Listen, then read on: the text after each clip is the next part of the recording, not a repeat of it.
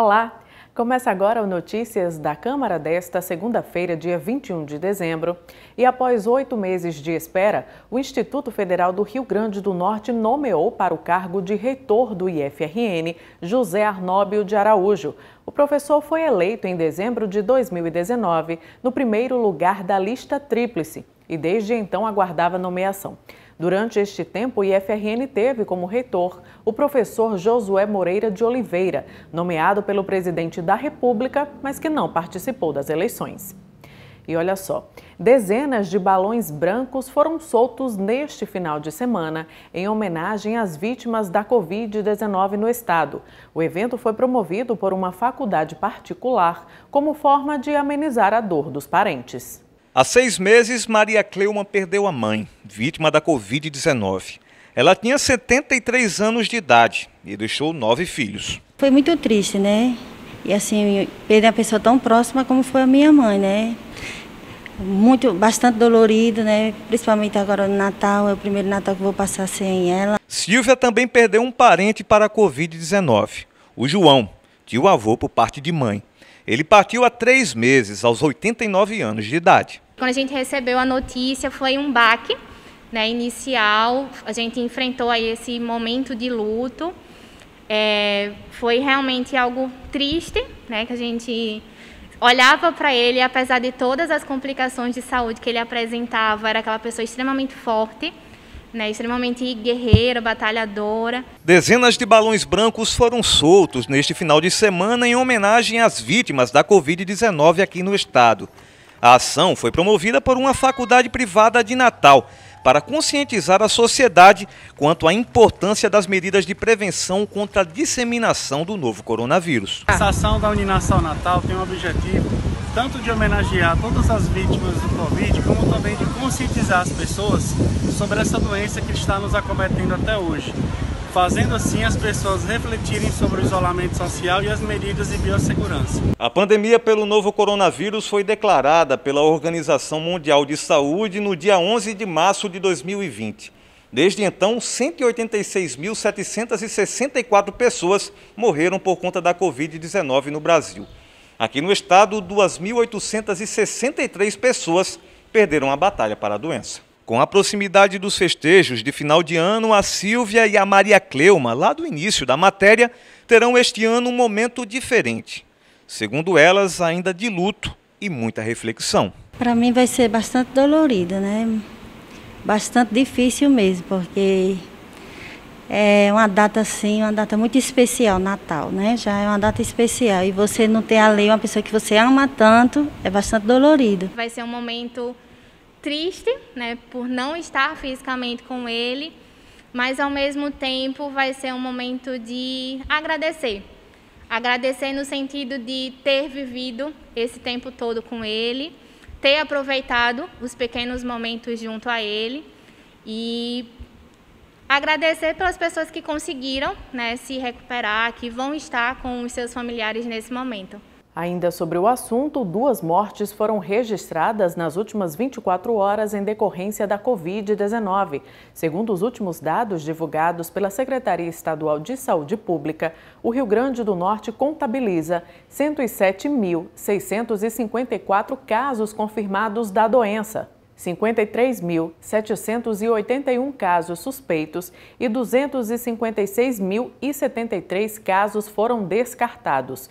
2.863 mortes foram confirmadas, 712 mortes foram descartadas, 449 seguem sob investigação e 2 mortes confirmadas nas últimas 24 horas.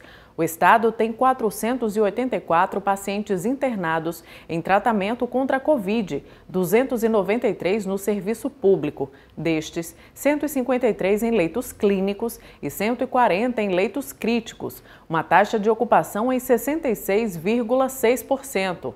Na rede privada, tem 191 pacientes internados, 65 em leitos clínicos e 126 em leitos críticos. A taxa de ocupação é de 82%.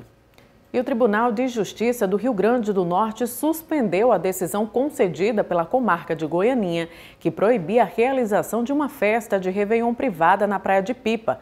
Com a liberação, o evento está previsto para acontecer entre os dias 27 de dezembro a 2 de janeiro, mesmo contrariando uma recomendação do Ministério Público para evitar aglomerações e disseminação do novo coronavírus. De acordo com o desembargador que liberou a festa, não cabe ao Judiciário essa decisão. E a gente muda de assunto porque os beneficiários do Bolsa Família que tiveram o auxílio emergencial cancelado, bloqueado ou negado podem solicitar a contestação da decisão. Luísa Mendes. A contestação ou revisão do benefício deve ser pedida no site da Dataprev estadual até o dia 29 de dezembro. O processo é inteiramente virtual para que os beneficiários não precisem se deslocar até uma das agências da Caixa Econômica Federal. O Ministério da Cidadania realiza mensalmente uma espécie de pente fino entre os beneficiários do auxílio emergencial para verificar se eles atendem rigorosamente com os critérios definidos pela lei que criou o benefício. Quem não atende, quem não se enquadra em um desses critérios é excluído da lista de beneficiários, mesmo que já tenha recebido alguma parcela do auxílio emergencial. Essa medida ela é necessária para garantir que o público-alvo do auxílio emergencial seja atendido e impedir que pessoas que não precisam do benefício recebam a ajuda. Luísa Mendes, de volta para o estúdio.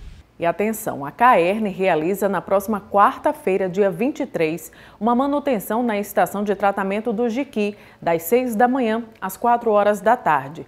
Por esse motivo, o abastecimento de água será suspenso nos bairros Bom Pastor, Candelária, Capim Macio, Cidade da Esperança, Cidade Nova, Felipe Camarão, Nova Descoberta, Nazaré e ainda o loteamento Jardim América. A expectativa é de que o fornecimento seja normalizado em até 48 horas após a conclusão do serviço, ou seja, até a sexta-feira, dia 25.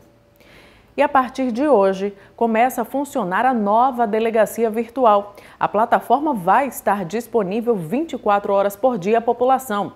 Luísa Mendes traz os detalhes. A nova delegacia virtual vai possibilitar o registro de 19 tipos de ocorrências.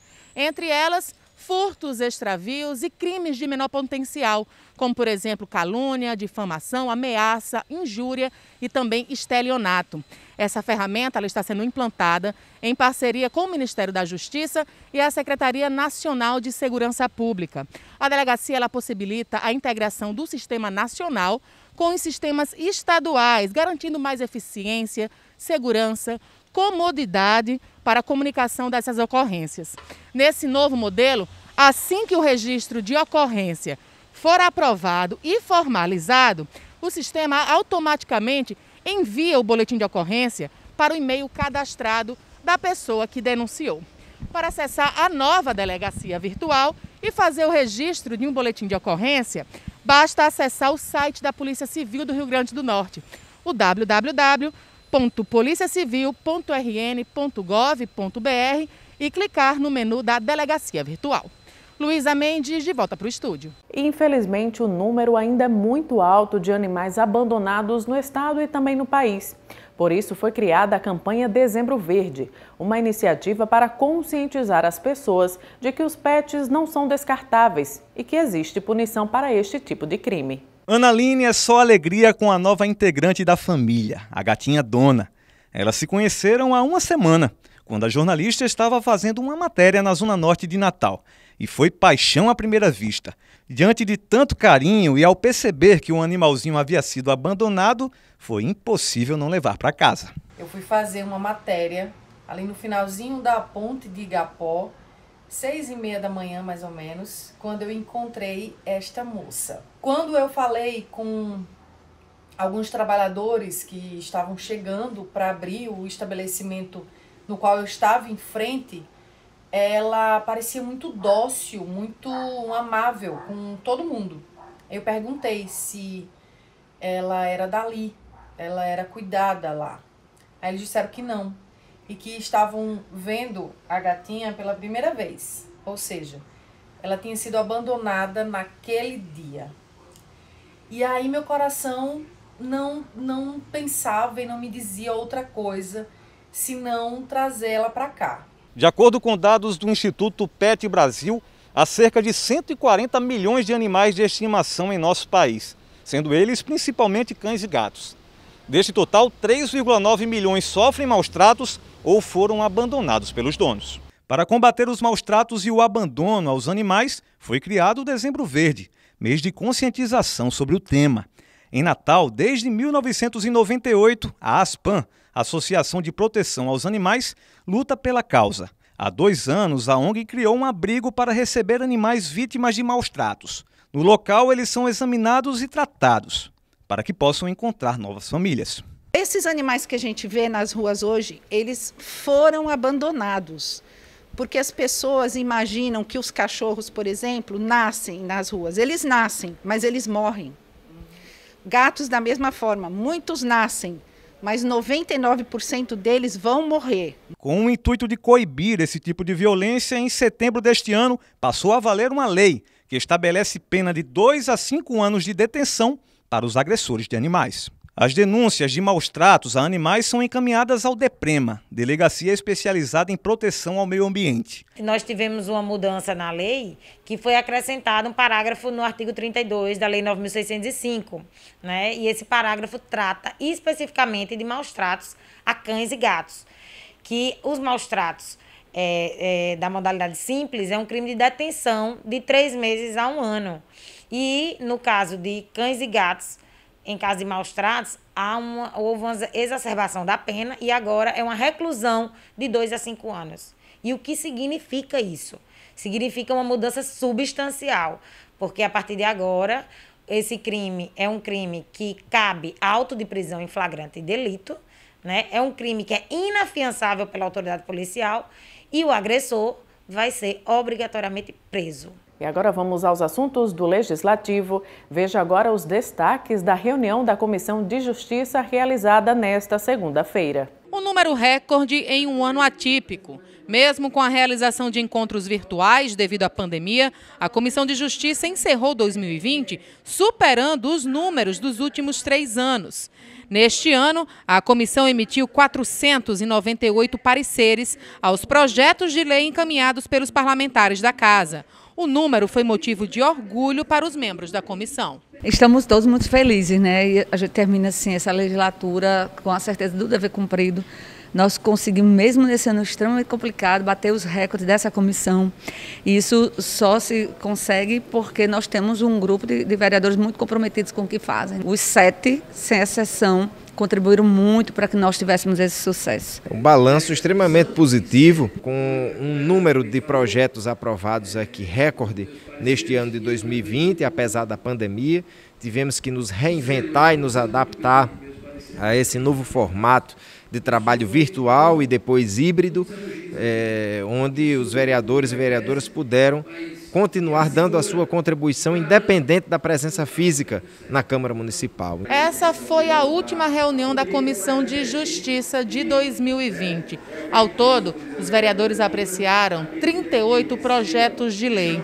No próximo ano, haverá uma nova composição para essa comissão, mas dessa vez sem a presença dos vereadores Sueldo Medeiros, Luiz Almir e Fúvio Saulo, que encerram seus mandatos neste ano. Procurei ser o mais justo possível, apesar de minha formação ser na área de engenharia, na área tecnológica, né, mas na área jurídica eu me comportei muito bem, tive sempre muito zelo à medida que os pareceres tinham que ser emitidos, né, e dissecava bem os projetos, justamente para ser o mais justo possível com meus colegas. Sensação de dever cumprido, a certeza de dever cumprido.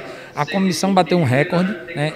Nós chegamos a quase 500 projetos, foram 498 projetos. Então, de 2017, 2018, 2019 e 2020, um ano com a pandemia, um ano que a gente teve um trabalho totalmente diferenciado, a gente conseguiu bater esse recorde. E agora, futebol.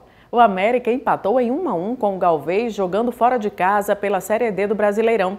Já o Globo venceu o Fest por 2-1 no Barretão.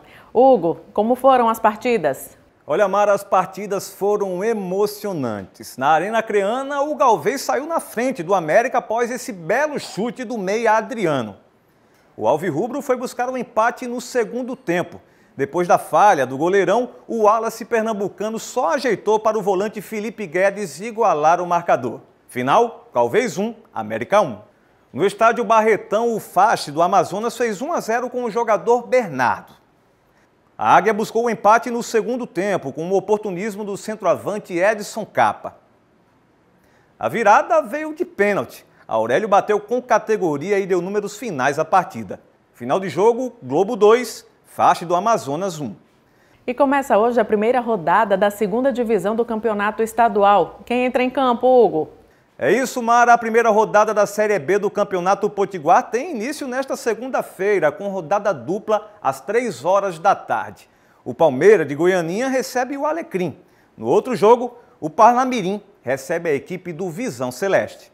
Então, Mara, por hoje essas são as notícias do esporte. Obrigada, Hugo. Vamos ao nosso giro de notícias. G1 RN.